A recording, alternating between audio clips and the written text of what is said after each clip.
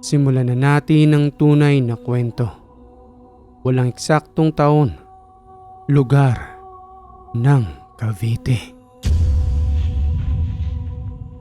Itago mo na lang ako kay Hiwaga sa pangalang Tano. Isa akong retiradong pulis at ang kwento na ibinahagi ko sa iyo ngayon ay base lamang sa lahat ng aking karanasan. At sana'y magustuhan ng iyong tagapakinig ang aking ipinadalang kwento. At alam ko naman sa aking sarili na hindi lang ako nakaranas nito. At isa lang ako sa nagpadala ng kwento sa iyo tungkol sa mga mahiwagang karanasan. Dito sa ating mundo ay may mga bagay na hindi ka panipaniwala. At mahirap din itong ipaliwanag sa mga taong sarado ang kaisipan. Lalong-lalo na yung mga pilosopo na akala mo ang dami ng alam sa buhay. Subalit kung titingnan mo naman ang sitwasyon sa buhay ay wala rin naman. Alam mo yung dala lang ng taas ng pride na puro hangin lang at kayabangan. Tapos wala namang napatunayan sa buhay. At hindi ko pipilitin ang makakapakinig nito kung maniniwala ba sila o hindi. Basta ito'y naaayon sa aking sariling karanasan. Bata pa lamang ako noon ay idolo ko na talaga ang mga pulis. At gustong gusto ko talagang maging katulad nila na lagi kong ipinapangako sa aking sarili noon na balang araw ay magiging alagad din ako ng batas. Kaya nga sa tuwing umuwi ako noon sa aming tahanan, nagpuputol pa ako ng kahoy. Alam mo yung kahoy na may sanga, habang unti-unti ko itong inuhulmang baril-barilan. At yun ang palagi kong daladala sa aking bag na kapag walang nakakakitang tao sa akin noon, inilalagay ko ito sa tagiliran ng aking short upang kunwaring magpanggap na isang pulis. Hanggang sa hindi ko napapansin na nakikita pala ako ng aking inay at itay. Sa tuwing isasakbit ko ang aking baril-barilan sa aking tagiliran. Hanggang sa isang araw ay kinompronta ako ng aking itay. At nagtanong ito patungkol sa nakasiksik sa aking tagiliran. Anak, baka makaputok yung nasa tagiliran mo. Pagbibirong wika ni itay sa akin sa mga oras na yun. Ano bang pangarap mo anak? Maging isang pulis o maging isang sundalo? Karugtong na pagtatanong pa ni itay. Maging isang marangal na pulis po, itay. Gusto ko po talagang maging isang pulis. Bakit naman pagpupulis pa ang napili mo? Hindi mo ba alam na delikado ang ganoong uri ng trabaho? Basta po, itay. Yun po kasi talaga ang gusto ko eh. O sige anak, kung ano man ang pangarap mo, nandito lang kami ng iyong inay para suportahan ka. Ito lang ang tatandaan mo anak ha. Kung ano man ang pangarap na gusto mo sa buhay, wag na wag mo itong bibitawan hanggang sa tuluyan mo itong maabot. Lalo pat sinusuportahan ka namin ng iyong inay. Hindi tulad ko nung kabataan ko noon. Hindi ko na naabot ang pangarap ko dahil na rin sa kakulangan sa pinansyal. Hirap kasi ang buhay namin noon ng lolo mo. Nabubuhay lang kami sa panggagamot niya. Isang albularyo lang kasi ang lolo mo na kumikita lang kapag mayroong donasyon. Hindi katulad ngayon. Nagpumilit kaming magsumikap ng nanay mo. Para din sa'yo. Kaya nagkaroon tayo ngayon ng sariling sakahang lupa. Pagsasaad ng aking itay patungkol sa kanilang buhay noon. Namulat ako sa panggagamot sa akin ng lolo at hindi ko naranasang magpagamot sa ospital. Dahil nga isang albularyo itong si Lolo Gaspar na kapag nagkakaroon ako ng lagnat o kahit na anumang uri ng karamdaman, doon kaagad ako dinadala ng aking itay. Nasa gitna ng taniman ng mayayabong na kalamansi, ang tahanan noon ng aking lolo. Palibasa noong araw ay hindi pa maunlad ang Cavite na mas marami pa ang kagubatan. Hindi tulad ngayon na may naglalakihan ng mga gusali. Kaya naman kapag nagtutungo kami sa tahanan noon ni Lolo Gaspar, sa aming pag-uwi ay marami kaming daladalang kalamansi. At ginagawa naman namin itong juice na nilalagyan lamang ng asukal. Natatandaan ko pa nga noon, habang ginagamot ako ni Lolo Gaspar, madalas kong ipagmalaki sa kanya ang daladala kong baril-barilan. Habang sinasangayunan naman ako ni Lolo Gaspar sa paulit-ulit kong pagpapakita sa kanya. Lolo, tingnan mo yung baril ko. Ang ganda no? Kahit na nga ba isang sanga lamang iyon ng kahoy, na bahagya ko lamang na hinulma at inalisan ng balat. Alam mo yung parang isang tirador na kiniskis mo lang yung balat para maging isang tirador na pwede mo nang lagyan ng lastiko. Ganun lang yung pinapakita ko sa kanya noon. Tuwang-tuwa na sa akin noon ang aking lolo. Pangarap mo pala apong maging pulis, sabi sa akin ng iyong itay. Paghahandaan natin ang pangarap mong iyan apo. At huwag kang mag-alala kapag naging pulis ka na. Meron akong ipagkakaloob sa iyo na siguradong mapakikinabangan mo. Itay naman, Maaari pa hong magbagong isip ng batang yan. Alam nyo naman ho mga kabataan habang lumalaki, nagbabago rin ang gusto sa buhay. Hindi po itay, pulis po talaga ang gusto ko. Balang araw po itay ako pong magtatanggol sa inyo at ipaglalaban ko po ang tama bilang pulis. Ayaw talagang paawat sa kagustuhan niya ang apo kong ito. Pabayaan na lamang natin siya. Matutuklasan na lamang natin kung ano nga ba talaga ang gusto niya sa tamang panahon. Paano po yan itay? Alis na po kami. Sige anak at mag-iingat na lamang kayo ng apo ko. Sa tuwing papalayo kami sa tahanan noon ni Lolo, may mga kakaiba akong nararamdaman na hindi naman napapansin ng aking itay. Kaya paulit-ulit akong lumilingon sa aking likuran, pati na rin sa paligid doon. Lalo na sa mga puno ng kalamansi na para bang may mga nagmamatsyag sa amin. Ano bang nililingon-lingon mo dyan, Tano? May mga nakikita ka bang hindi ko nakikita? Pagtatanong pa sa akin ni itay, nang mapansin niyang palingalinga ako sa paligid. Wala naman po itay, pero pakiramdam ko po para bang may sumusunod sa atin at parang may mga nakatingin din. Guni-guni mo lang yun, Tano.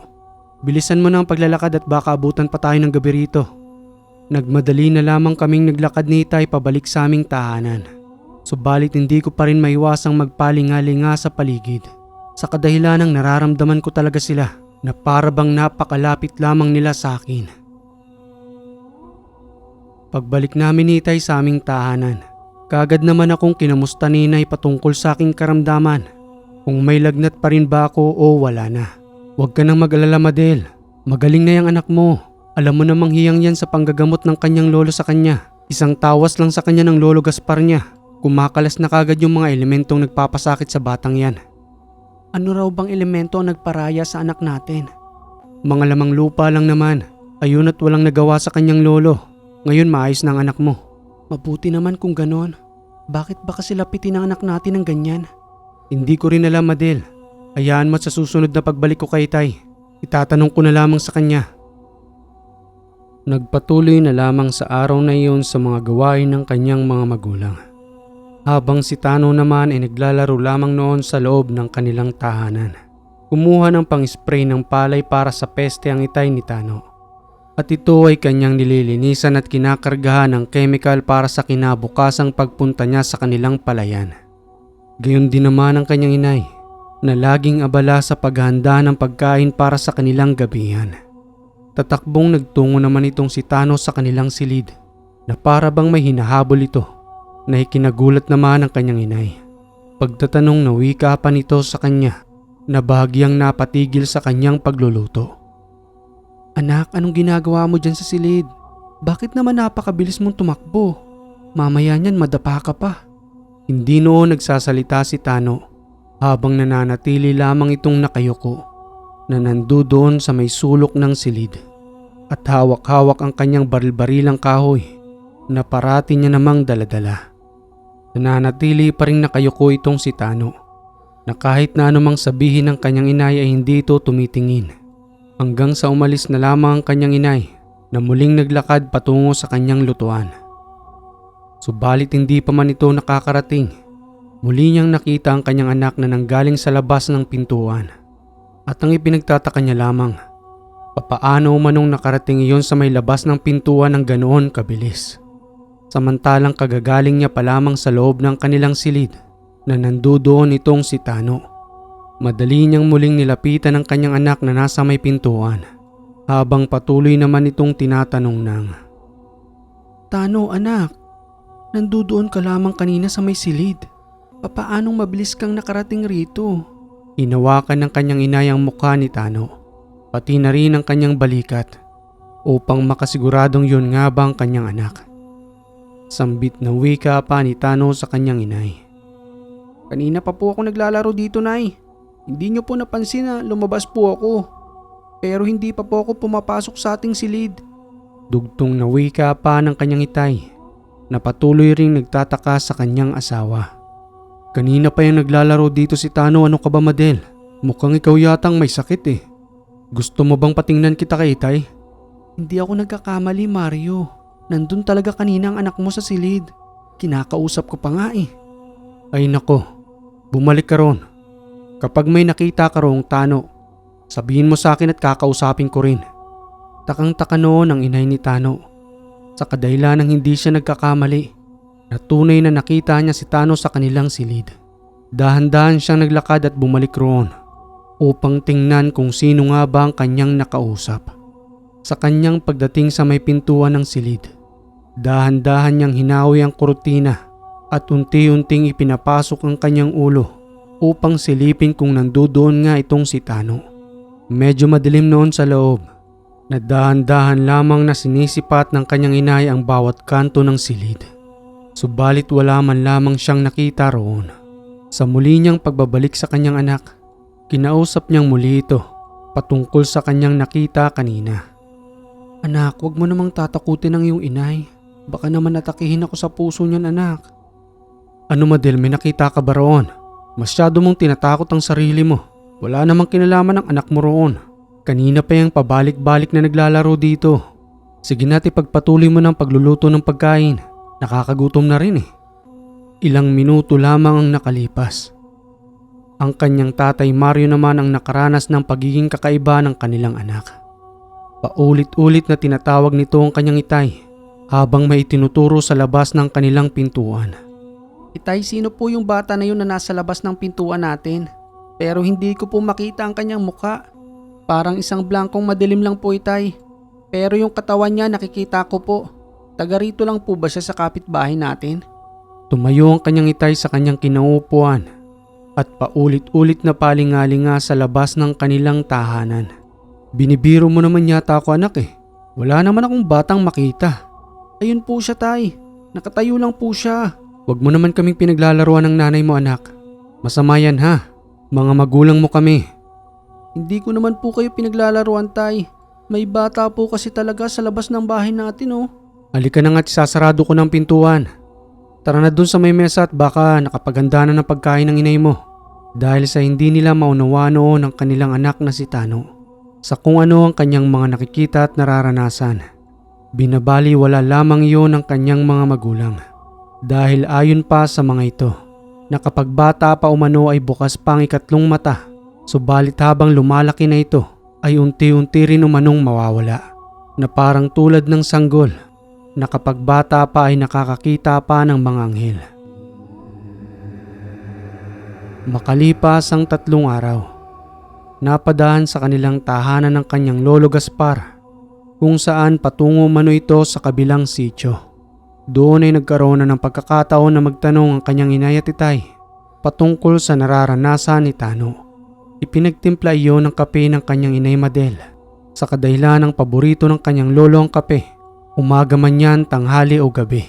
Kahit na nga hindi ito kumain, basta meron siyang kape, masayang masaya na si Lolo Gaspar. Nang makita ni Tano ang kanyang lolo ay nagmano ito habang pinakikinggan ang mga tanong ng kanyang mga magulang sa kanyang lolo. Napapakamot pa nga sa kanyang ulo na nagtatanong ang kanyang itay habang nagwiwika ito ng, Itay, sa totoo lang ho magmula nang huling nanggaling kami sa tahanan ninyo, nitong nakaraang araw lang po na ipinagamot ko si Tano sa inyo. Napansin po kasi namin ni Madel na parang may kakaiba na sa kanya. Noong una nga hindi ako naniniwala kay Madel Pero nitong 3 araw lang po, Tay, kung ano-ano ang itinuturo sa amin na hindi naman namin makita ni Madel. Tugong wika naman ni Lolo Gaspar sa pagtatanong ng kanyang anak. Ganoon ba, Mario? Halika nga rito, aking apo. Kinandong ng kanyang Lolo Gaspar itong si Tano at inilagay sa kanyang hita habang patuloy na kinakausap ang mga magulang nito. Tugong wika pa ni Lolo Gaspar.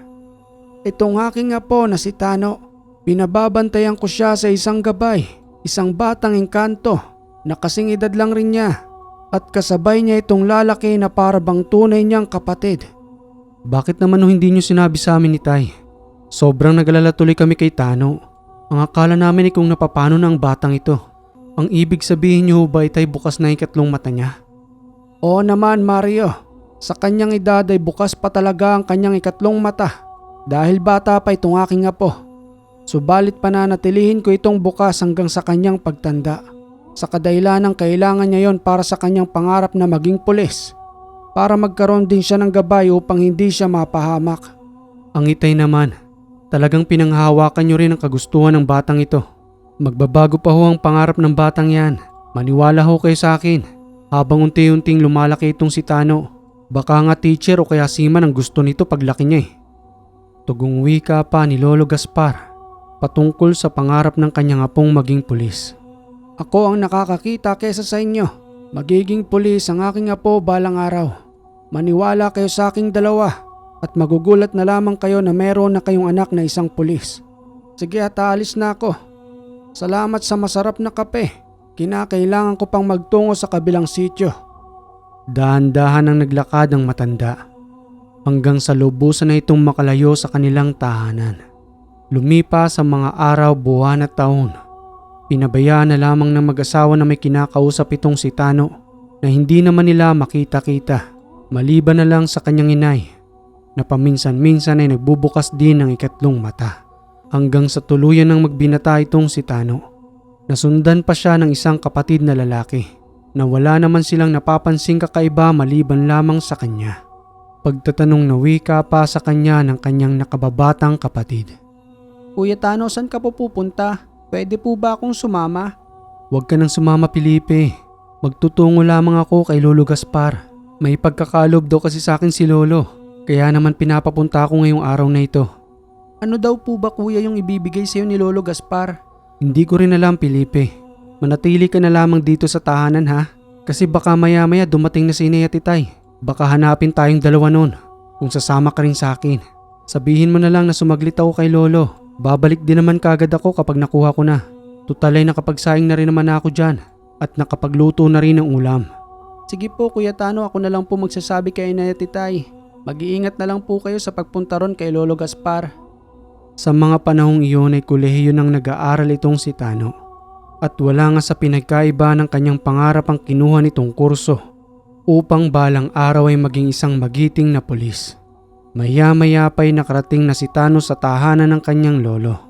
Habang abala naman ang matanda na kanyang inabutan sa pagpapaningas ng kahoy upang makapagluto na ito ng kanyang makakain. Lolo Gaspar, magandang tanghali ho. Pinapapunta niyo raw ho ako rito, sabi ni Tay sa akin kahapon. Sa kadahilanang meron daw ho kayong ibibigay. Ano ho ba yun, Lo? Ikaw pala yan, Apo. Halika, maupo ka rito. Ang alam ko, Apo, ay malapit ka nang makapagtapos ng iyong pag-aaral. Kaya naman pilit na nagsusumikap ang iyong mga magulang upang maabot mo naman ang mga pangarap mo sa buhay na hindi tulad ng iyong inay at itay na parehong nagsasaka ng inyong bukid. Dahil noong araw alam mo naman na sobrang hirap ng buhay namin na hindi ko kayang mapag-aral ang iyong itay. Huwag mong sasayangin ang kanilang pagsusumikap, Apo ha. Dahil ang lahat ng iyon ay para sa iyo na balang araw ay magkakaroon ka rin ng sarili mong pamilya. May kinuhang isang kwintas ang matanda sa kanyang leeg. Nakitang-kita naman ni Tano. Ang nakatali rito ay kulay itim, samantalang ang medalyon ay ginto. Tanggapin mo ang kwintas na ito, Apo. Purong ginto ang medalyong yan na noon ay ibinigay ko sa iyong lola at muli niyang ibinalik sa akin bago pa man lamang siya mamaalam. Pakaingatan mo ang medalyong yan, Apo. Sa kadahilan ng ilang taon ko yang pinangalagaan. Napapansin mo ba ang mga nakaukit na letra sa medalyon? May mga susi para dyan upang mapagana mo ito. Sa kadahilan ng hindi lang yan basta-bastang kwintas. Mas malakas ang kapangyarihan ng ginto kapag binuhay mo ito sa mga salita kaysa sa mga medalyong metal na kinakalawang. Kumuha ka ng papel roon, iho. Kunin mo na rin ang aking ballpen at isusulat ko ang mga susi para sa mga letrang nakalathala sa medalyon upang kahit wala na ako rito, Apo, kayang-kaya mo pa rin mapagana ang medalyong iyan dahil sa mga salitang ipagkakalob ko sa iyo na isusulat ko sa papel. Madaling kinuha ni Tano ang papel na nanduroon sa maliit na mesa. Kasama na rin ang ballpen. At nang maiabot niya nga ito sa matanda, walang alinlangan itong sinulat ang mga susi upang lubusang mapagana ni Tano ang medalyong ginto. Ang susi ang nagbibigay ng buhay sa bawat salita at ang susi ay ang mga sekretong pamamaraan ng mga taong manggagamot noon upang hindi manakaw sa kanilang kaalaman at hindi ito magamit sa kasamaan. Matapos maisulat iyon ng matanda, tinuruan din itong si Tano kung paano ang tamang pagdidibosyon sa kadahilanang kailangan niya ring palakasin ang kanyang espiritual sa pamamagitan ng tunay na pagdarasal. At nang matapos may pagkalob sa kanyang mga yon, pinaluhod ng matanda itong si Tano sa lupa. Habang itinataas ang dalawang kamay, na para bang may hinihiling ang matanda sa kaitaasan. Hanggang sa maya-maya ay parang may kinuha ito sa hangin at itinapik ang nakuhang iyon sa dibdib at likod ni Tano. Nanatiling tahimik si Tano sa mga oras na iyon upang tanggapin lamang ang mga kaparaanan na ginagawa sa kanya ng kanyang lolo. At nang matapos na ang mga pamamaraan na ginawa sa kanya ng matanda, napansin ni Lolo Gaspar na nandoon din ang gabay na engkanto ni Tano na kanina pa palang nanonood sa kanila habang isinasagawa ang ritual. Ay Tano, nandito pala ang gabay mo. Kanina pa ho yan dyan, Lo. Hindi nyo nga lang kagad napansin. Apo, itong wag na wag mong kalilimutan na kahit na anumang mangyari ay wag mong gagamitin sa masama ang medalyong iyan. Pati na rin ang mga orasyon na ibinigay ko sa iyo sa kadahilanang may kaakibat na balik yan sa atin. Hindi lang sa iyo mismo, pati na rin sa mga magiging anak mo balang araw. Kapag gumawa ka ng masama sa iyong kapwa, masama rin ang babalik sa iyo. At kung mabuti naman ang iyong ginawa, mabuti rin ang ibabalik sa iyo ng Panginoon. Huwag po kayong mag-alala, Lo. Ipinapangako ko po sa inyo na sa kabutihan ko lamang ito gagamitin. Maya-maya pa'y nagpaalam na si Tano kasama ng kanyang gabay na bumalik sa kanilang tahanan. Lumipas pa ang ilang taon. Dumating na nga sa puntong makatapos ng pag-aaral itong si Tano hanggang sa maging tunay na pulis at maglingkod sa kanyang nasasakupan. At sa mga panahong nandoon na siya sa kanyang pangarap na mayapa na noon ang kanyang lolo sa katandaan na hindi na inabutan ng kanyang tungkulin. Subalit bago man lamang ito mamayapa noon, pilit na ipinagkakaloob kay Tano ang lahat ng kanyang kakayanan bilang isang manggagamot. Subalit ang lahat ng iyon ay tinanggihan niya sa kadahilanang mas pinili niya ang kanyang pangarap upang makapaglingkod bilang isang pulis at hindi isang albularyo. Kaya naman ang naging tanga na gamit lamang nitong si Tano ay ang medalyong ginto na ipinagkaloob sa kanya ng kanyang lolo. Hanggang sa isang araw, habang naka-duty siya sa isang syudad na kung saan maraming taong nagsisipagdaanan, papaalis na sana siya doon upang lumipat ng ibang lugar kung saan ay doon naman magmasid. At sa hindi niya inaasahan na may isang lalaking tumambang sa kanya at kagad siyang pinaputukan ng paulit-ulit. Nung mga panahong iyon, mainit pa ang labanan ng dalawang panig patungkol sa usaping rebelde sa syudad at ang ipinaglalaban naman ng ating gobyerno na kung saan ang humaharap ay mga pulis at sundalo. Ang malaki nga lang na pinagkaiba, mahirap tukuyin ng mga rebelde dahil na rin sa normal nilang pananamit na katulad ng mga sibilyan na malayang naglalakad. Kaya naman hindi naasahan ni Tano na bigla na lamang siyang tadtarin ng bala ng rebelde. At ang inaakala niya sa mga oras na iyon ay katapusan niya na, habang naririnig niya naman na may lumapit pang isang lalaki na kinakausap ang bumaril sa kanya. Ano pare, tapos na ba yan? Matatapang lang mga yan dito. Akala mo naman kung sinong mga bihasa sa paghawak ng baril. Mga palakihin lang naman ang tiyan na wala namang ginawa kung di magpaikot-ikot lang rito. Gusto mo tadtarin ko pa ng bala ang katawan nito para makasigurado tayong patay na. Pabayaan mo na, nakadapa na nga oh. Wala nang mintis yung pagbaril ko sa kanya. Wala ka bang tiwala sa akin? Hindi naman sa ganoon. Naniniguro lang din ako na patay na ito. Nanatiling nakadapa lang noon si Tano habang ang mga tao roon ay hindi magkaintindihan kung saan tatakbo dahil na rin sa nararamdamang takot. Tara na, baka magsipagdatingan pa ang mga kasama niyan. Matsugi pa tayo rito. Pagyayayang wika ng isang rebelde. Normal lang na naglakad ang dalawang rebeldeng yon na para bang walang nararamdamang takot at sanay na sanay sa kanilang pagkitil ng buhay. Hanggang sa lubusan na nga itong makalayo habang pinakikiramdaman lamang ni Tano ang kanyang katawan kung saang parte ba yung may masakit na maraming beses na tinamaan ng bala. Maya-maya pa'y dahan-dahan siyang kumilos at sumandig sa isang pader upang tingnan ang kanyang katawan. Nagulat siya dahil wala man lamang ni isang dugo na lumalabas sa kanyang damit habang patuloy niya itong sinisipat at tinitingnan kung meron nga ba siyang sugat. Subalit wala man lamang siyang natamo na kanya namang ipinagtataka sa mga oras na iyon kung papaanong walang sugat ang kanyang katawan. Bulong na wika pa ni Tano sa kanyang sarili habang patuloy pa rin naghihintay ng responde. Ang akala ko ito ng katapusan ko. Salamat sa medalyon na ibinigay sa akin ni Lolo. Kung hindi dahil sa iyo, wala na ako ngayon. Makailang beses na hinagka ni Tano ang medalyon habang patuloy itong kinakausap. Maya-maya pa'y dumating na ang kanyang responde at itinuro kung saan nagtungo ang dalawang rebelde. Doon sila nagpunta. Pakihabol nyo na lang baka sakaling maabutan pa. Ayos ka lang ba, batchmate? Mabuti na lamang at hindi ka napuruhan. Sinakay si Tano sa kanilang mobil upang dalahin sa ospital, subalit tumanggi ito sa kadahilanang hindi naman daw siya umano nagtamo ng tama at ang kinakailangan niya lamang sa araw na iyon ay makapagpahinga. Kinabukasan ay usap-usapan si Tano sa kanilang opisina patungkol sa nangyari sa kanya at sa pagpapalit nito ng uniforme sa kadahilanang nagtamo na iyon ng butas. Hoy Tano, napakaswerte mo pa rin ah. Para kang pusa na may 10 buhay. Ano bang sikreto natin? Baka naman maaari mo kaming mabahagihan. Nako, kayo talaga. Magdasal lang kayo. Yun lang ang sikreto.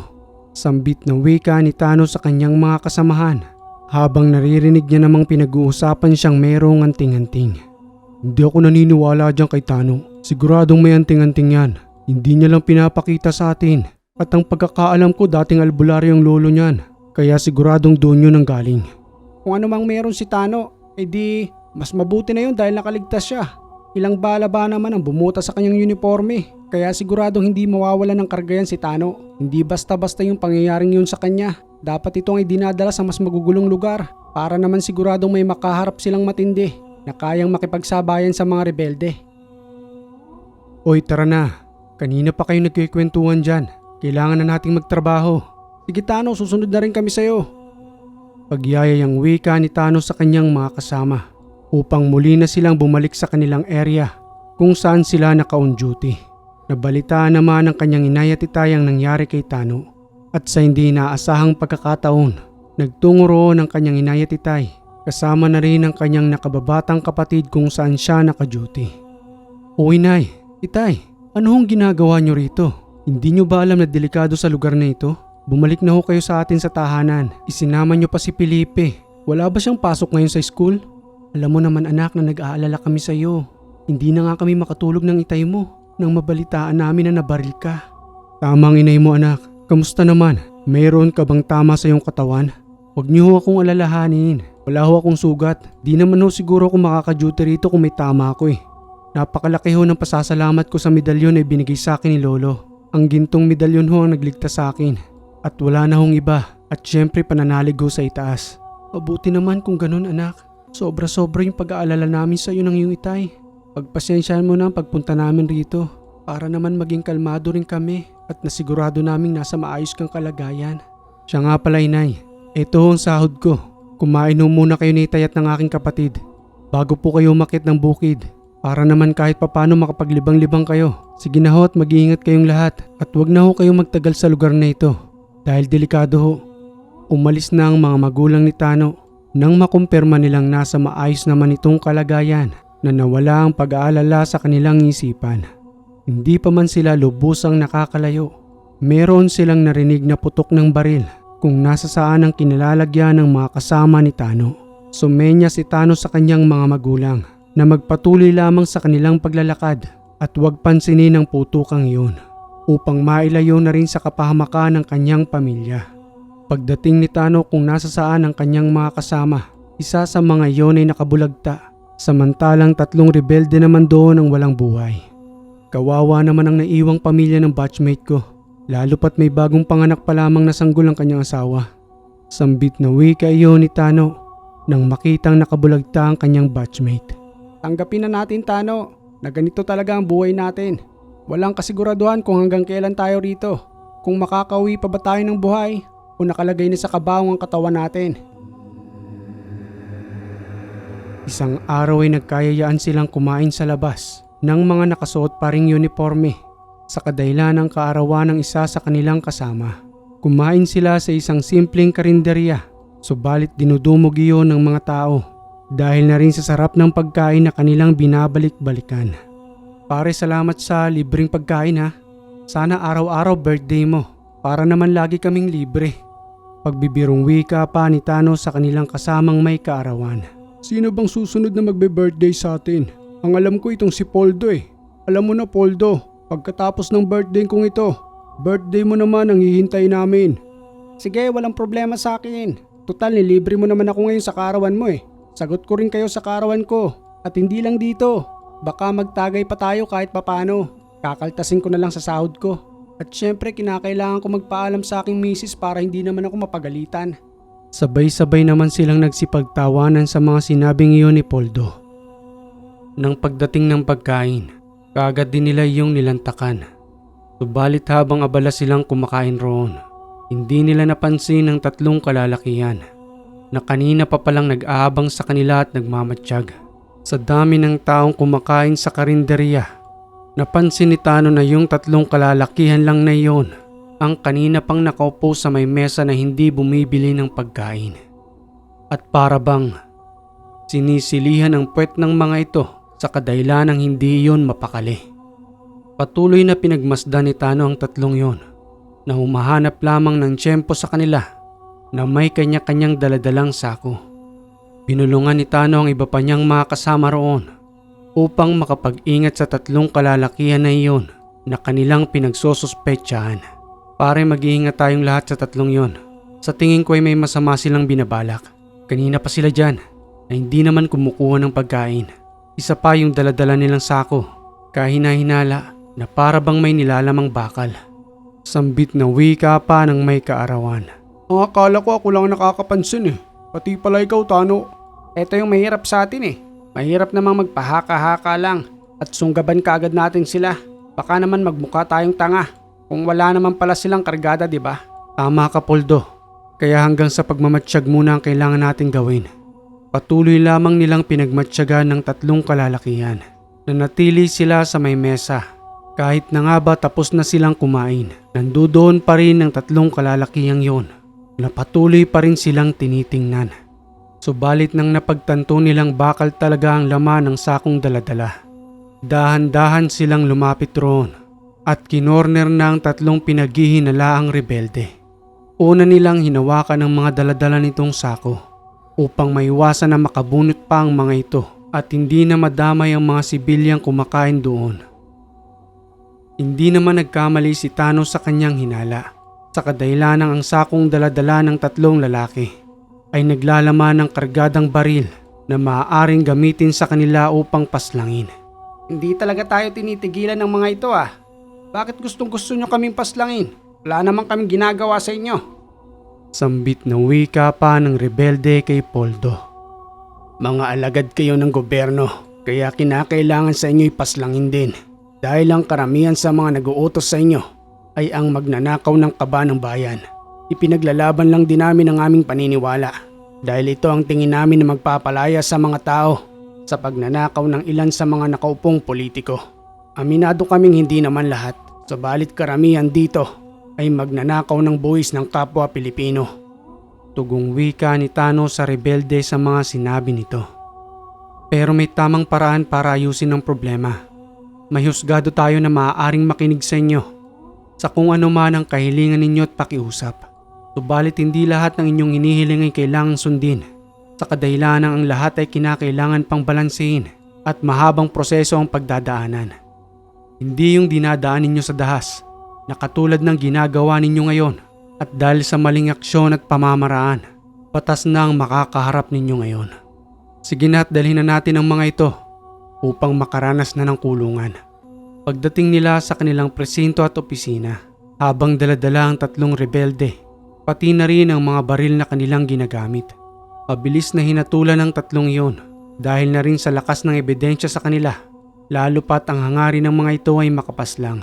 Wala namang pagkakakilanlan ng mga ito na wala man lamang ni isang ID sa kanilang bulsa o kaya ay birth certificate na maaaring pagkuhanan ng impormasyon. Ang galing nyo talaga Tano ah. Pati yung mga kasama mo. Ngayon nakatimbog na naman kayo ng tatlong rebelde. Hindi kami magaling Baro. Trabaho talaga natin yon. Isa pa sa bawat nahuhuli natin. Buhay din ang nakasalalay. Basta. Congratulations sa inyo Tano. Siguro mga ilan pang mahuli ninyo, tataas na yung rango ninyo niyan. Sige Baro, Balik lang uli kami sa trabaho. Maiwan ka na namin dyan.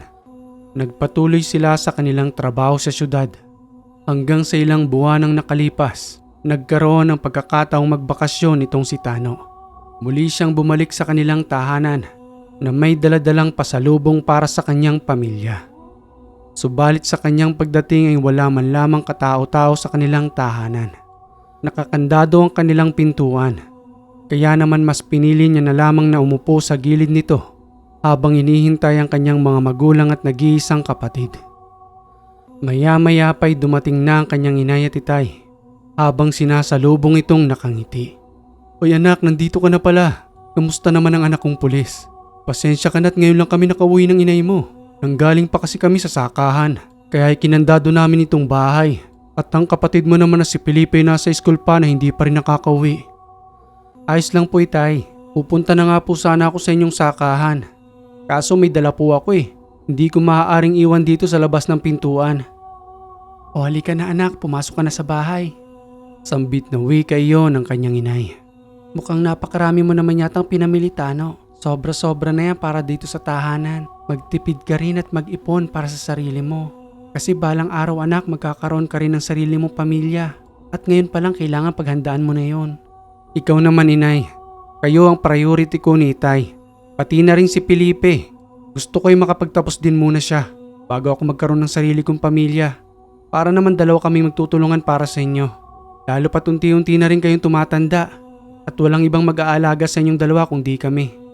Madaling nagtimpla ng kape ang kanyang inay para kay Tano habang patuloy itong nagpapahinga sa kahoy na upuan na kinakausap naman ang kanyang ama patungkol sa mga nangyari at sa bawat destinasyon na kanyang napupuntahan ukol sa kanyang trabaho. "Anak, bilang magulang mo, alam mo bang kami ang kinakabahan para sa iyo ng inay mo? Oo, naging proud kami dahil naging pulis ang anak namin. Pero yung kaba naman anak araw-araw. Lalo pa sa gabi kapag natutulog kami ng nanay mo. Dasal na lang kami ng dasal para sa iyo. Lalong-lalo na nung nabalitaan naming nabaril ka." Tugong wika naman ni Tano sa mga sinabi sa kanya ng kanyang itay. "Itay naman, ito ho ang pinili kong tungkulin at gagampanan ko ito hanggang sa mawala ako rito sa mundo o hanggang sa magretiro ako. Kesa naman ho naging manggagamot ako, di ba? Ayaw ko naman hong maging tungkulin ng maging manggagamot na tulad ni Lolo. Pero alam niyo ho ba tay, ang medalyon ho na ibinigay sa akin ni Lolo ang talagang nagligtas sa akin. At nung mga oras na yun ni tay, parang pakiramdam ko ang kapal-kapal ng balat ko.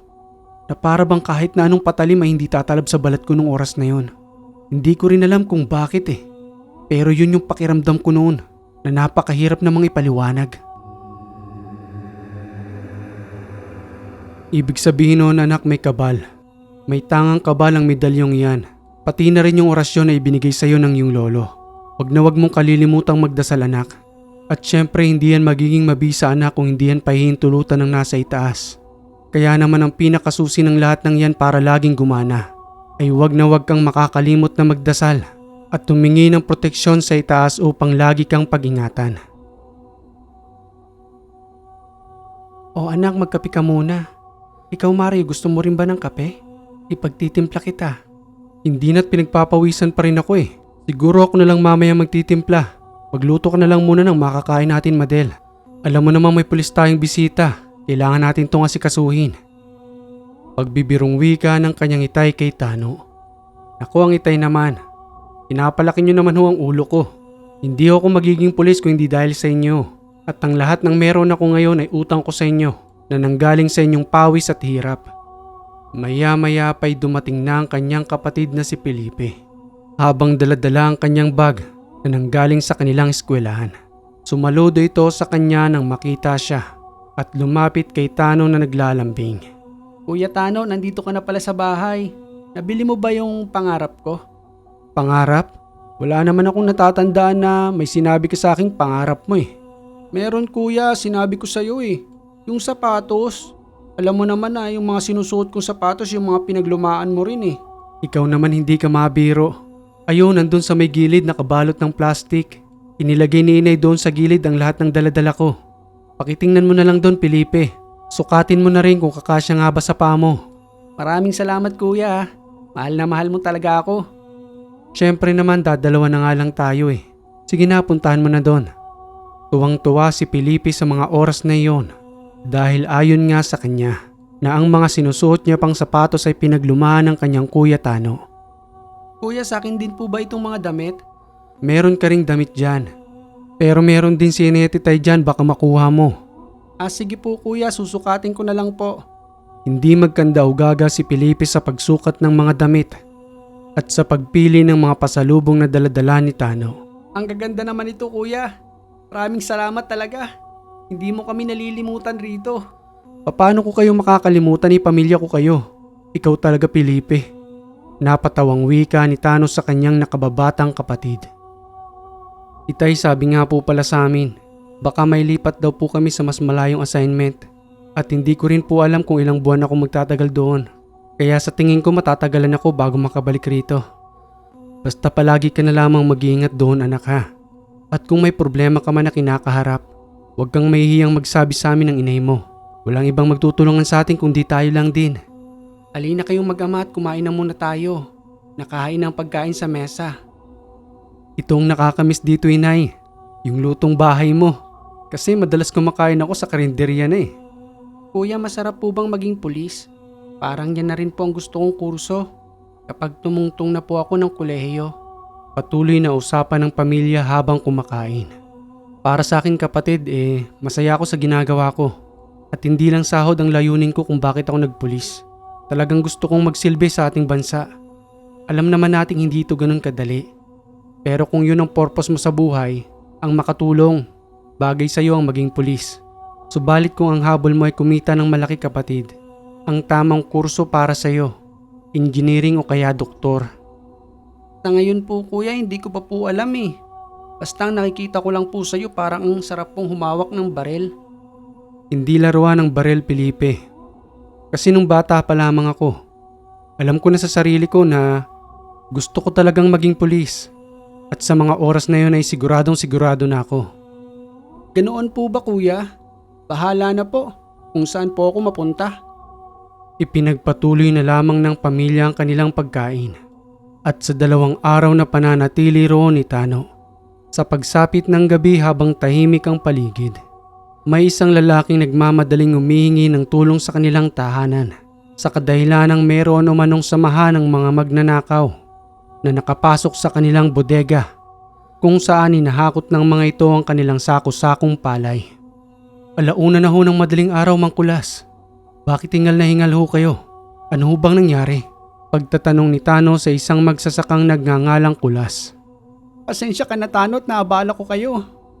Yung mga palay ko, kinukuha ng mga magnanakaw sa bodega namin. Mabuti na lamang at nandirito ka. Baka naman maaari mo akong matulungan. Mga armado sila Tano, kaya natatakot akong lumapit at ayaw ko rin madamay ang aking pamilya. Madaling kinuha ni Tano ang kanyang daladalang baril sa kanyang bag at saka nagpasama kay Mang Kulas. Subalit bago ito umalis ay nagpaalam muna sa kanyang mga magulang habang nagwiwika ng, "Inay, Tay, sasamahan ko lang ho itong si Mang Kulas. Tawag ho ito ng tungkulin. Pati iba naman dito sa ating lugar. Pinapasok na ng mga armado. Anak, mag-iingat ka. Huwag mong kalilimutang manalangin." Nagmamadali nang nagtungo si Kulas at Tano at tinahak ang daan patungo sa kanilang bodega nang may dinatnan nga silang mga taong naghahakot ng sako-sakong palay. Para lamang sa kaalaman ng karamihan, itong si Mang Kulas ang may pinakamalaking palayan sa kanilang lugar na talaga namang pag nagpapaani ito, sako-sakong palay ang kanyang iniimbak sa kanyang bodega. Sakto naman sa buwang iyon na panahon ng pag-aani ng palay. Ayan sila Tano, napakarami nila at ang hahaba ng mga baril. Umalis ka na rito, Mang Kulas, at baka madamay ka pa. Sige Tano, pero mag-iingat ka. Umalis na si Mang Kulas sa lugar at naiwang mag-isa roon si Tano. Hindi naman siya makahingi ng responde dahil sa mga panahong iyon ay wala pang magandang komunikasyon o wala pa sa makabagong teknolohiya. Isa pa napakalayo ng tahanan nila Tano upang humingi pa ng responde sa kanyang mga kasama. At habang nandoon siya at nakakubli, patuloy ang kanyang pagdarasal patungkol sa mga dasal na ibinigay sa kanya ng kanyang lolo at iniihip niya yon sa kanyang medalyon upang magkaroon siya ng proteksyon sa gabing iyon. Maya-maya pa'y lakas loob niyang hinarap ang mga ito na may buong paniniwala sa kanyang medalyon na hindi siya tatabla ng kahit na anumang bala kung sakaling paputukan siya ng mga ito. Itigil niyo yung pagnanakaw niyo. Pulis ako. Ibaba ninyo yung mga baril kung ayaw ninyong mapahamak. Dahan-dahang ibinababa ng mga armado ang kanilang baril habang nakatutok naman ang baril ni Tano sa kanila na animoy nagpapakiramdaman lamang. Subalit sa hindi niya inaasahan, sa 10 kataong iyon, ang isa roon ay pinaputukan siya. Tumama sa katawan ni Tano ang mga bala, ngunit sa mga oras na iyon ay nananatili pa rin siyang nakatayo. Hindi naman maiwasan ni Tanong gumanti ng putok dahil na rin sa pagtatangkang pagpatay sa kanya. Bulagtang tinamaan ng lalaking iyon, samantalang ang ibang mga kasama nito ay nagsipagdapaan na. Isa-isa niyang kinumpiska ang mga kargada nito at isa-isa ring tinalian ng kanilang braso. Sambit na wika pa ni Tano sa isang lalaking kanyang tinamaan. Ikaw dyan, wag ka nang maginarte. Tumayo ka na. Daplis lang ang tama mo. Magkukunwari ka pang patay. Daplis lang sa may balikat ang tama ng isang lalaking nagbaril sa kanya at isinama niya ang lahat ng iyon sa kanilang presinto. Kinabukasan na yung malingaw-ngaw ang balitang iyon sa kanilang lugar patungkol sa katapangan nitong si Tano. At usap-usapan na rin siya noon sa kanilang opisina dahil sa ipinapamalas nitong tapang at tunay na serbisyo bilang isang pulis. Kakaiba ka talaga, Tano. Akalain mo yung 10 armado. Kinaya mo. Siguro kung ako yung nasa sitwasyon mo, nauna na siguro akong magkaihi bago pa makipaglaban sa mga yan. Lalo pat kung nag-iisa lang ako. Sambit ng wika yon ng kanyang kasamahan na nandoon sa opisina. Yun na rin ang araw ng pagre-report ni Tano upang magbalik sa kanyang serbisyo. At dahil na rin sa kanyang record, nanatili siya sa kanilang opisina na hindi sinama sa pagdestino sa ibang lugar na ikinatuwa naman ni Tano. Sambit na wika pa sa kanya ng kanilang hepe. Tano, congratulations sa'yo. Gumaganda ang record mo. Dito ka pa rin magre-report sa ating opisina at walang nabago sa iyong destino. Sa dating area ka pa rin ma-assign. Tugong wika naman ni Tano sa kanilang hepe. Marami pong salamat, sir. Hayaan niyo at pagbubutihin ko pa ang trabaho ko. Nagpatuloy si Tano sa kanyang pagtatrabaho at tungkulin hanggang sa makilala niya itong si Marisa. Isang guro na madalas niyang nakikita kung saan siya nakadestino hanggang sa nahulog ang kanyang loob sa babaeng iyon na unang nagpatibok ng kanyang puso. Ay Marisa, magandang hapon. Gusto mo bang ihatid na kita? Total tapos na rin yung duty ko eh. At dyan din ako dumadaan sa dinadaanan mo. Kung okay lang sa'yo. Pero kung hindi naman, ayos lang din. Pasensya ka na, nagmamadali ako eh. At bakit mo nga pala nalaman ang pangalan ko? Ngayon pa lamang tayo nagkita. At hindi pa kita kilala. Pasensya ka na ha. Ipinagtanong-tanong ko kasi doon sa mga estudyanteng dumadaan dito. Kasi minsan nakikita kong kasama mo sila. Kaya sa kanila na lang rin ako nagtanong ng pangalan mo. Ako nga pala si Tano, ang nakadestinong pulis rito. Nice to meet you, Tano. Pero nagmamadali kasi ako ngayon eh. Pasensya na ha. Dahil sa hindi pa lubusang nakikilala ni Marisa itong si Tano, hindi niya pa ipinagkaloob ang kanyang tiwala at tinanggihan ang alok nito na ihatid siya sa kanilang tahanan. Pabulong na wika pa ni Tano sa kanyang sarili. Sayang naman. Siguro kulang pa ako sa diskarte. Wala pa rin kasi akong alam kung paano manligaw eh. Habang napapakamot sa kanyang ulo na muling naiisip ang kanyang lolo. Siguro dapat humingi ako ng gayuma noon kay lolo para siguradong mapasagot ko itong si Marisa. Ano ba yan? Kung ano-ano nang naiisip ko. Naglakad na lamang si Tanong pauwi sa kanyang pinipirmihan. Kinabukasan ay muli niyang nakita itong si Marisa na talaga namang hinihintay niya roon upang muling alokin na ihatid sa kanilang tahanan. At sa ikalawang pagkakataon, nasipat niyang may kasama itong isang lalaki. Kaya naman imbis na lumapit siya kay Marisa, nagkubli itong si Tano na minamatsyagan lamang ang paglalakad ng dalawang iyon. Mukhang mali yata ako nang nililigawan. May nobyo na yata itong si Marisa. Pero hindi ko pa naman natatanong eh. Siguro bukas wala naman siyang kasama. Sana nga wala, para naman maitanong ko sa kanya. At hindi ako magmukhang tanga rito na hahabol-habol kay Marisa. Sa ikatlong pagkakataon na muling makita ni Tano si Marisa, Saktong wala na itong kasabay na lalaki. Kaya talagang hindi na siya nag-aksaya ng oras pa noon upang muling sabayan ito at itanong sa kanya kung meron na nga ba itong nobyo. Magandang hapon Marisa. Pasensya ka na kung makulit ako Pwede ba akong sumabay sa iyo sa paglalakad? Tapos ihatid na rin kita sa tahanan ninyo para safe kang makauwi. Tugong wika naman sa kanya ni Marisa habang nakangiti ito. Sige na nga. Total hindi naman ako nagmamadali ngayon. Tano ang pangalan mo, di ba? Oo, Tano Marisa. Maraming salamat sa pagpayag mo. Hayaan mo't hindi naman ako masamang tao. Mabuti rin ang hangarin ko sa iyo. Nagpatuloy sa paglalakad ang dalawa at napag-usapan ng patungkol sa kani-kanilang buhay. Hanggang sa nakahanap ng pagkakataon si Tano na magtanong kung may nobyo na ba ito. Wag mo sanang mamasamahin Marisa. May tanong ko lang sa'yo. Nobyo mo ba yung kasama mong lalaki nung nakaraang araw? Nung nakaraang araw? Si Romel. Si Romel ang tinutukoy mo. Ako, teacher ko yun. Sumabay lang sa akin sa paglalakad. Ang akala ko kasi, nobyo mo. Ano ka ba, hindi pa ako nagkakanobyo. Mas inuuna ko muna yung pagtuturo ko. Para naman kahit papano makatulong ako sa mga magulang ko. Pareho pala tayo ng pananaw sa buhay. Pero kung siguro ibibigay na ng pagkakataon na makasama ko na rin balang araw yung magiging kabiyak ko, hindi ko na siguro papakawalan yung pagkakataon na yun. Sabi nga sa akin ng inay, maghandaan ko na rin daw yung sarili ko. Dahil balang araw magkakaroon din ako ng sariling pamilya. Pero syempre hindi ko pa rin masasabi dahil gusto ko pa rin tumulong sa kanila. Na tulad nga ng sinabi mo, kahit papano makabawi man lamang tayo sa kanila. Tama ka Tano. Dahil lahat ng sakripisyo ng mga magulang, inilaan nila para sa atin para magkaroon tayo ng maayos na trabaho. Siya nga pala baka gusto mo munang kumain. Akong bahala sa'yo, libre kita. Sa susunod na araw na lang siguro Tano. Kasi nagluluto ng maaga sinay. Baka naghihintay na rin sila sa akin doon. Sige, ikaw bahala Marisa.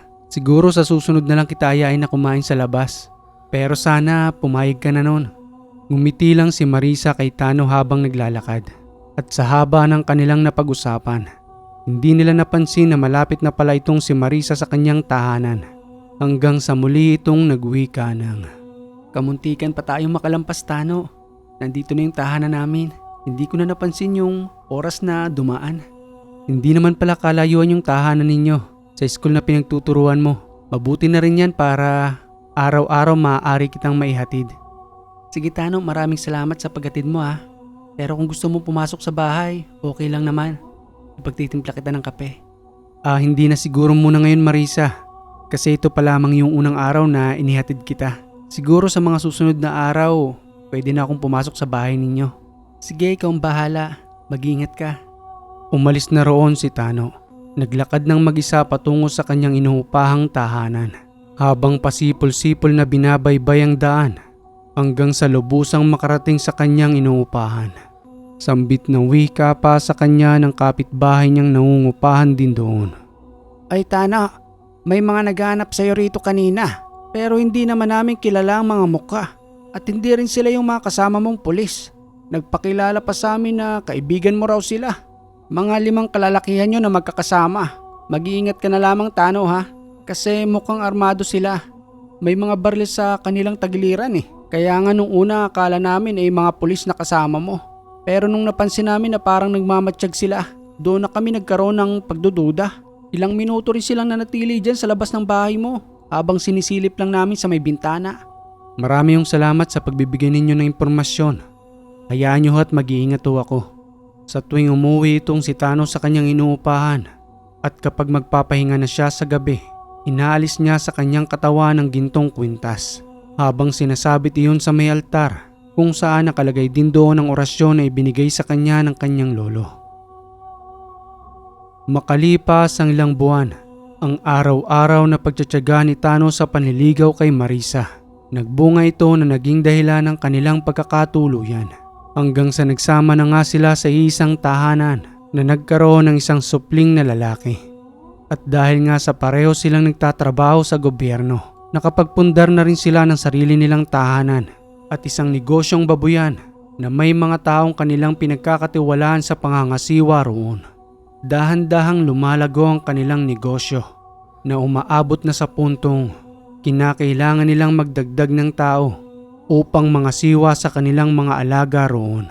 Sambit na wika pa ni Marisa kay Tano sa tuwing umuwi ito sa kanilang tahanan na nanggaling sa kanyang trabaho. Tano, nabalitaan ko na naman ang nangyari sa inyo. Ang dalawa raw sa mga kasama mo ay napaslang. Kaya naman napag-isip-isip ko kanina lang na siguro ay magretiro ka na lang dyan sa pagiging pulis mo. Pangasiwaan mo na lamang yung negosyo natin. Maaalagaan pa ng maayos ang anak natin kapag ang isa sa atin ay walang trabaho. Hindi katulad ngayon na lumalaki ang anak natin sa ibang tao dahil sa kinakailangan natin kumuha ng mag-aalaga sa kanya. Ano ka ba, Marisa? Mahal ko ang trabaho ko. Kaya nga itong pinili kong propesyon, di ba? At isa pa, ginagabayan ako ng medalyon. At ang sinasabi ko sa iyo, engkantong gabay na magmula pa lamang nung bata ko ay kasama ko na siya. Hanggang kailan ka ililigtas ng medalyon mo? Paano na lamang kami kung may mangyaring masama sa iyo? Paano na lang ang anak mo?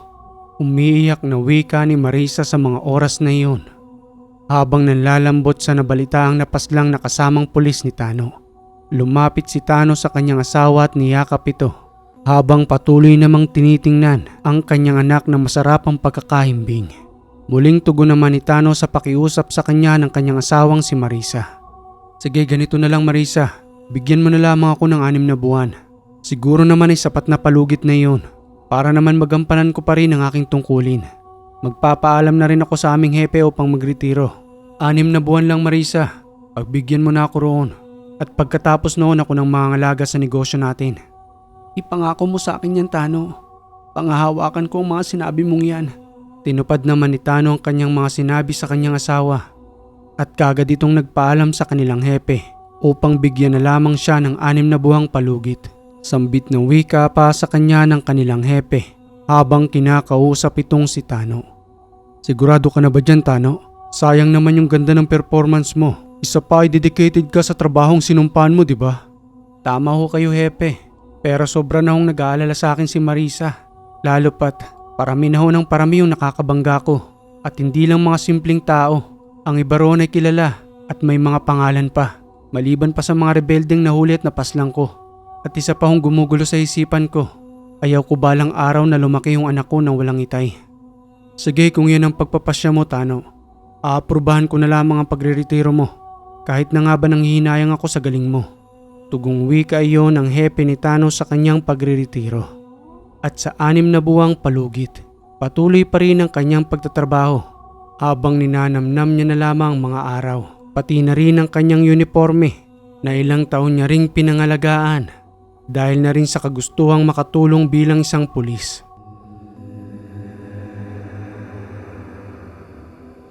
Subalit isang araw sa hindi inaasahang pagkakataon, matapos ang oras ng duty ni Tano, nagmamadali siyang umuwi ng tahanan dahil sa kakaibang kabang nararamdaman. At sa kanyang pagdating nga roon, bumulaga sa kanya ang kanilang tahanang may mga tama ng bala na ang unang pumasok sa kanyang isipan ay kung buhay pa ba ang kanyang magina sa pagpapaulan ng bala sa kanilang tahanan ng mga lalaking walang pagkakakilanlan na armado ng mga baril. Nagmamadali siyang pumasok sa loob ng bahay at nakita niya ang kanyang asawa at anak na nakadapa sa ilalim ng kanilang mesa sa pag-aakalang wala na itong buhay. Marisa, mabuti naman at dumating ka na, Tano. Kanina pa kami naghihintay sa rito sa ilalim ng mesa. Takot na takot kami ng iyong anak. Wala namang magtangkang tumulong sa amin rito. Dahil na rin siguro sa takot na baka madamay sila. Huwag na kayong mag-alala ng anak ko. Nandito na ako. Siya nga pala, nasan si Aling Lorna, yung nag-aalaga sa anak natin? Mabuti na lamang at umuwi siya sa kanilang tahanan. Dahil kung hindi baka nadamay siya rito. Dahil sa pangyayaring yon, minabuti munang dalahin ni Tano ang kanyang pamilya sa bukid kung nasa saan ang kanyang mga magulang upang makasiguradong ligtas ang kanyang mag-ina habang inahanap naman nila kung sinong may kagagawan sa pamamaril sa kanilang tahanan. Marisa, dito muna kayo mananatili sa bahay namin ha. Nandiyan naman si Inay at Itay kung ano yung kailangan mo. Magsabi ka lang sa kanila. Hayaan mo pagkatapos ng 6 na buwan, mananatili na ako sa inyo ng aking anak.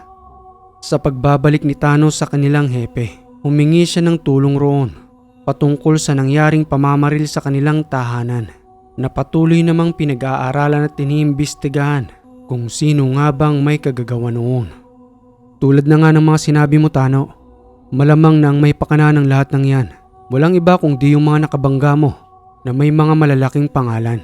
Huwag kang mag-alala dahil hindi ka namin pababayaan. Kahit na nga ba matapos na yung 6 na buwan mong palugit. Dito sa pagre-retiro mo, ano pat naging isang magaling na pulis ka na malaki ang naitulong dito sa aming lugar. Isa pa, hindi ka bayarang pulis na mayroong totoong dignidad sa buhay. Kaya huwag kang mag-alala dahil nandito ang suporta ko sa iyo.